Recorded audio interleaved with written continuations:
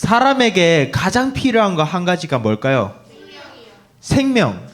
그 생명을 유지하려면 뭐가 필요할까요? 물 누구야? 많겠죠? 네. 한두 명 목소리가 아니었어요. 물이 사람에게는 가장 중요해요. 여러분 과학 시간에 들었죠? 인간의 몸의 70%가 다 뭘로 채워져 있다? 물로 채워져 있다. 사람이 음식을 안 먹으면 그래도 일주일 정도는 살 수 있어요. 그리고 길게 살면 한 달 정도까지는 어떻게 살 수 있어요. 음식을 안 먹어도. 그런데 물은 안 마셔주면 어떻게 될까요? 3일 만에 죽는 거예요. 오늘 전사님이 여러분이랑 할 이야기는 뭐냐면 제목처럼 한 목마른 사람의 이야기예요.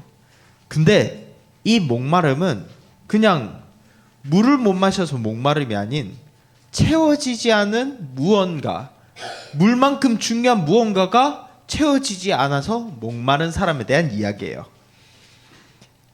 예수님께서는 이 목마른 사람을 만나러 가기 위해서 유대에서 갈릴리로 가셨어요. 유대는 이스라엘의 가장 남쪽 밑이었어요. 그리고 갈릴리는 이스라엘의 가장 위쪽이었어요. 예유리가 그 적고 있는 비행기로 날려도 절대로 날아갈 수가 없는 그 비행기로 그 정도로 아주 먼 거리였어요. 그런데 예수님께서는 갈릴리로 가신 길에 사마리아란 곳을 들리셨어요. 성경에는 이렇게 나와 있어요. 그 사마리아에 꼭 가셔야 했다. 예수님이 왜 사마리아에 가셔야 했을까요? 그 목마른 사람을 만나기 위해서, 목마른 사람에게 생수를 주기 위해서 예수님께서는 갈릴리로 가시는 길에 사마리아에 들리셨답니다.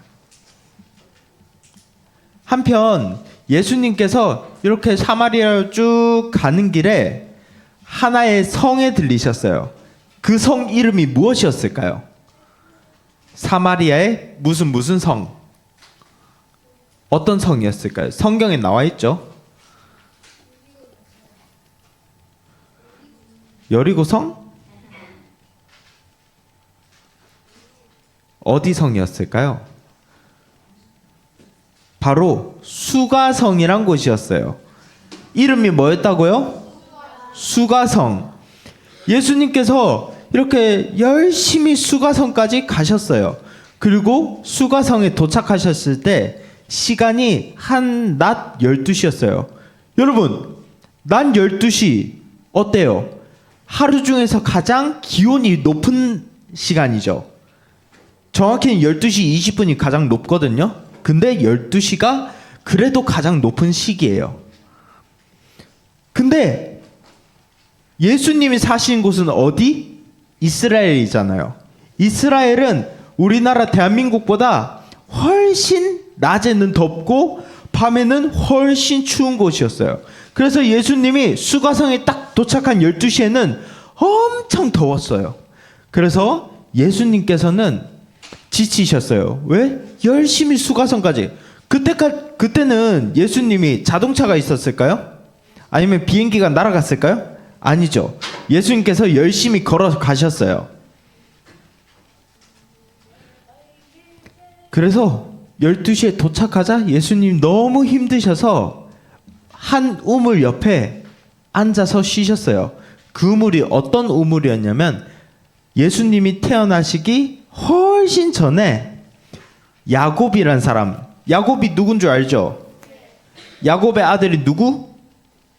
12아들이 있어요. 야곱의 아버지가 누구? 이삭이에요. 어쨌든 그 야곱이 옛날에 수가성 이쪽에 와서 우물을 팠던 곳이 바로 야곱의 우물이었어요. 예수님은 그곳에 앉아서 잠깐 쉬셨어요.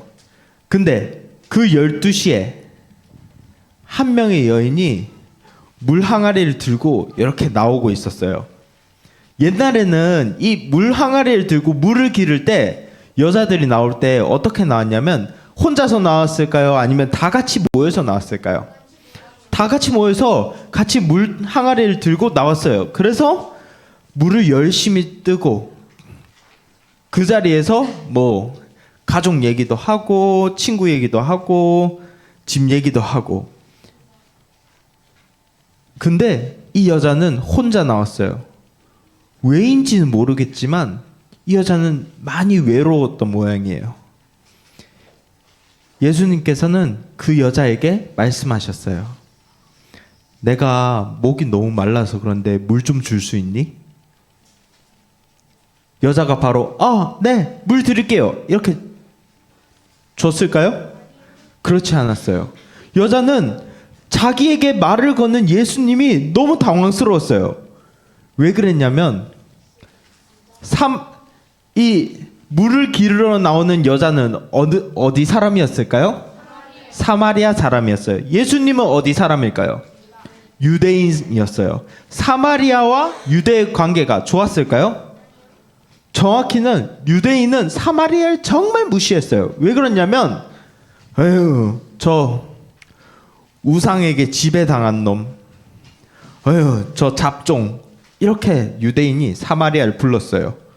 그래서 유대인은 사마리아 사람을 만나고 싶어 하지도 않았고 사마리아 사람과 얘기를 하면 자기도 더러워진다고 생각했어요.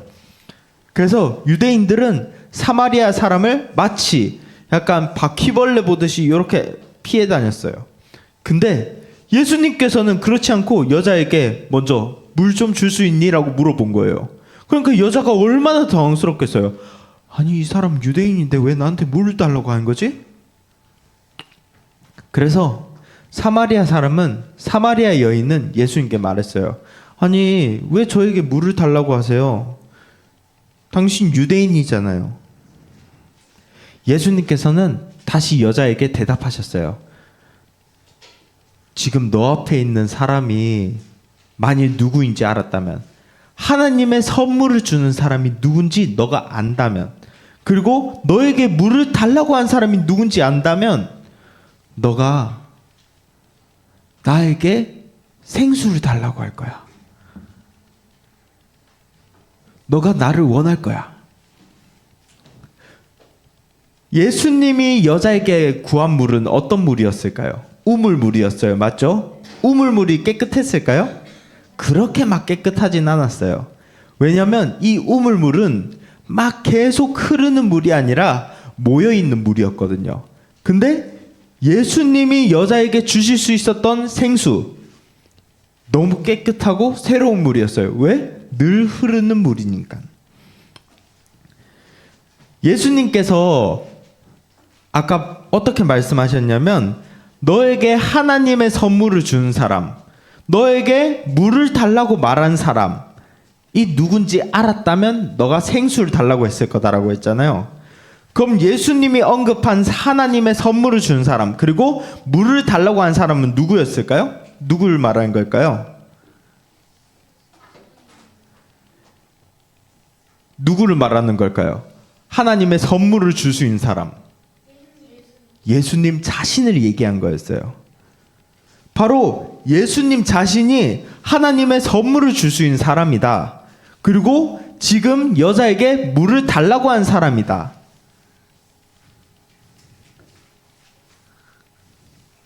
주보 내려놓고 주보에서 손 떼고 그러자 여자가 다시 예수님께 물었어요. 아니, 제가 제 옆에 있는 이 우물 있잖아요. 이 우물이 얼마나 대단한 우물이냐면 옛날에 우리의 조상 야곱이 우리에게 준 우물이에요. 근데 당신이 대체 뭐길래 이 우물의 물이 아닌 생수를 줄 수 있나요? 당신이 뭐 야곱보다 대단한 사람이세요? 이 여자는 예수님을 계속 의심했어요. 당신이 대체 누구길래 나에게 물을 줄 수 있다고 한 거죠? 당신은 대체 누구길래 나에게 말을 건 거죠? 여자는 마음의 상처 때문인지 그리고 외로움 때문인지 계속 예수님을 밀어내려고 했어요. 근데 있잖아요. 여기서 우물에 물을 길러오는 이 여인, 누구의 모습 같아 보이세요? 우리의 모습이에요. 지난주에 우리의 모습이 뭐였죠? 지난주에 가르쳐준 우리의 모습. 하나님의 형상인데 그 형상이 제대로 잘 남아 있을까요? 아니면 어떻게 됐을까요? 깨졌죠. 부서졌죠. 그래서 우리는 무엇이다? 죄인이라고 배웠어요. 우리는 지지난주에 하와가 죄를 지배하는 걸 실패했고, 그리고 지난주에 가인이 죄를 지배하는 것을 실패했어요. 그런 어쩔 수 없는 죄인이어서 하나님 앞에 당당히 설 수 없고, 하나님을 계속 밀어내고 하나님이랑 만나려 하지 않고 하나님 앞에 나아가지 않으려 하는 죄인이었어요. 마치 여자가 예수님을 밀어낸 것처럼요. 그리고 우리의 모습은 무엇이냐? 마치 무언가 매일매일 부족해서 목마르니까. 여자가 우물에 물을 왜 길러왔을까요? 목마르니까 길러왔겠죠. 하지만 그 목마름이 영원히 채워질까요? 아니었어요. 여자는 계속 자기에게 생기는 이 목마름을 위해서 계속 물을 길고 또 물을 들고 가서 마시고, 그러다가 또 시간이 지나면 목마르고 다시 우물로 나오고, 이것처럼 우리 안에 있는 이 어떠한 부족함, 이 분명히 우리 안에 뭔가 비어 있는데 이것을 채울 수 없어. 그래서 우리는 계속 여자처럼 세상의 것으로 자꾸 뭔가를 채우려고 했던 사람이에요. 그러나 우리가 이렇게 채우면 그 안이 가득 채워질까요? 그렇지 않아요. 그리고 채워진다 해도 그것이 영원할까요? 영원하지 않아요.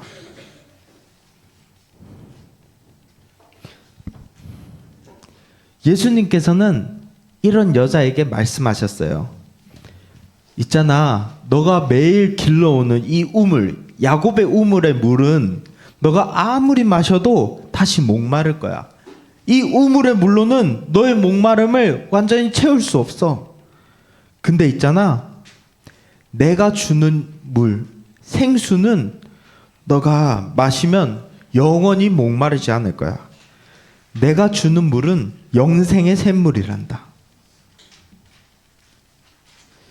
여자는 예수님의 이야기를 듣고 귀가 솔깃했어요. 내가 이 목마름을 해결할 수 있다고? 내가 더 이상 이렇게 힘들지 않아도 된다고? 난 12시에 다른 사람 보기가 부끄러워서 나 혼자 힘들게 이 더운 날씨에 더 이상 나오지 않아도 된다고? 예수님, 그 물 어디 있어요? 그 물 나에게 주세요. 여자가 이렇게 말했어요. 그러자 예수님께서 여자에게 뜬금없이 하나의 질문을 하셨어요. 여자야, 너의 남편을 한번 데려와 줄 수 있겠니? 그러자 여자가 대답했어요. 저는 남편이 없어요. 그리고 예수님께서 놀라운 말을 하셔요. 왜? 여자의 상황을, 여자랑 예수님은 분명히 오늘 처음 만난 사이인데 예수님이 여자에 대해 모든 걸 다 아는 거야. 예수님이 여자에게 말씀하셨어요.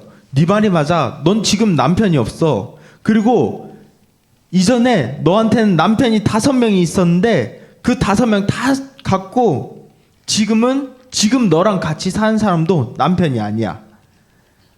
여자의 모든 거에 대해 예수님이 아셨던 거예요. 그러자 여자가 너무 신기했어요. 아니, 이 사람은 대체 뭐길래 나의 모든 걸 다 알고 있는 거지? 아, 선지자인가 보다. 예언자인가 보다. 하고 여자는 예수님과 계속 대화를 이어나갔습니다. 아니, 예수님, 들어봐요. 우리 조상은 옛날에 그리심산이란 곳에서 예배를 드렸어요. 근데 유대인들은 저기 예루살렘에서 예배를 드려야 된대요. 누구 말이 맞나요? 여자가 예수님이 선지자라고 생각하고, 선지자면 분명히 이거에 대해 답을 가르쳐 줄 거라고 생각하고 예수님께 물었어요. 그러자 예수님이 대답하셨죠. 하나님은 영이시란다. 그래서 예배를 드릴 때는 무엇과 무엇으로 예배를 드려야 된다고 하셨을까요? 영과 진리로. 여러분 작년에 여름 성경학교 했었죠? 그때 배웠죠? 영은 무엇을 의미하는 걸까요? 그 찬양 중에 있잖아요. 땡땡과 진리 안에서 성령. 바로 예수님이 말하는 이 영은 성령을 의미하는 거였어요. 결국 하나님을 예배드리기 위해서는 장소가 중요한 게 아니라 성령과 진리, 바로 말씀을 가지고 예배를 드려야 돼 라고 예수님 답하신 거예요. 예수님의 이 이야기를 듣고 여자가 너무 신기해서 하나의 고백을 합니다. 뭐라고 하냐면 오늘 우리가 읽었던 말씀을 여자가 말합니다. 한번 말씀 구절 보여주실 수 있을까요? 이전에 봤던 거.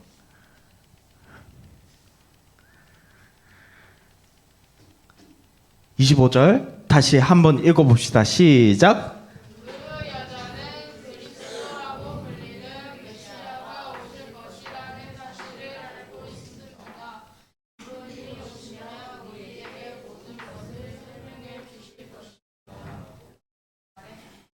여자가 예수님께 대답했어요. 아니, 제가 하나의 소식을 들었는데요. 그리스도라고 불리는 사람이 오면, 그리스도라 불리는 분이 오면 그분이 우리에게 모든 것, 내 목마름을 어떻게 채워지는지, 또 우리는 어떻게 예배드려야 되는지 이 모든 거를 다 가르쳐 주실 거래요 라고 여자가 예수님께 말했어요. 근데 여자가 말하는 이 그리스도 지금 어디 있어요? 바로 앞에 있는 거예요. 그래서 예수님이 26절에 말씀을 하십니다. 함께 읽어볼까요? 시작.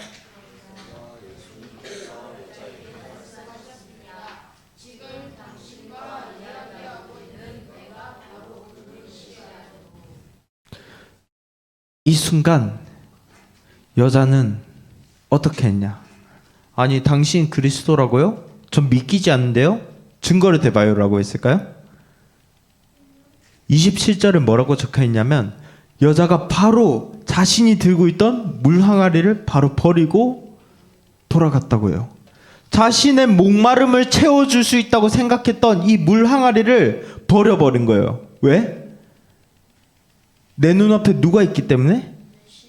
메시아, 예수님, 예수 그리스도가 있기 때문에. 근데 그 예수 그리스도가 있는 거랑 내가 물 항아리를 버린 거랑 무슨 상관이 있는데요?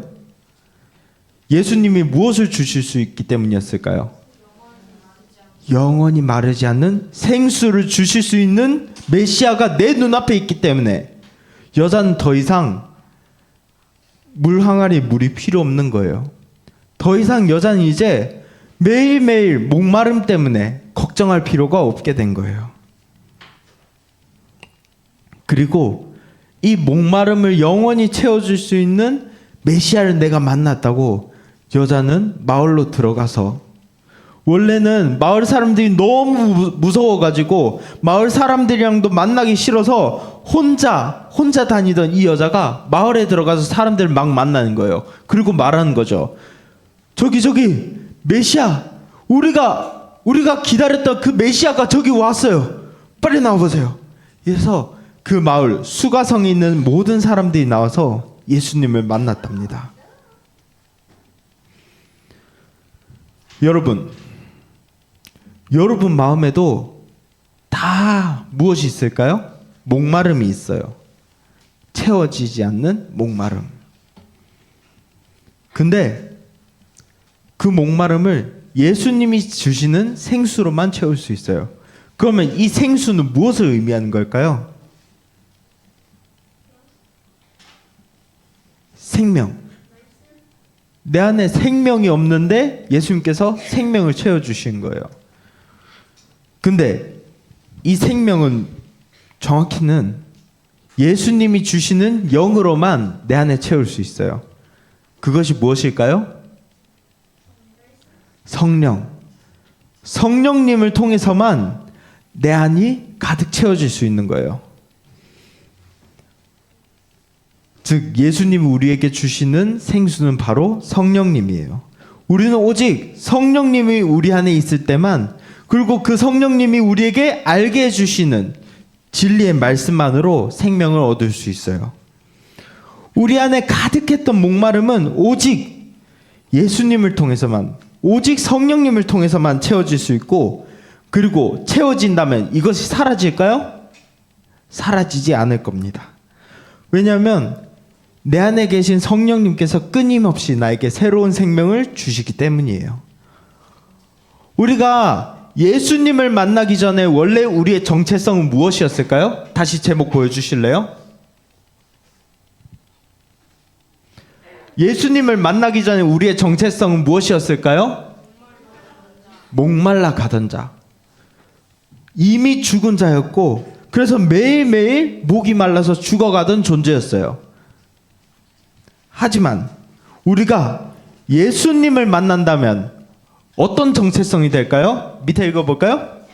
생명을 얻은 자가 되는 거예요. 우리는 예수님을 통해서 새로운 생명을 얻고, 더 이상 이전에는 죽은 자라고 불렸고 죽어가던 자라고 불렸지만 예수님을 만났더니 살아난 자, 생명을 얻은 자가 되는 거예요. 그리고 생명을 얻은 자답게 매일매일 살아가는 거예요. 그것이 하나님의 구원 계획이고, 그 구원 계획이 예수님 통해 이루어졌고, 그리고 예수님이 보내주시는 성령님을 통해 여러분도 그 구원에 참여할 수 있게 된 겁니다.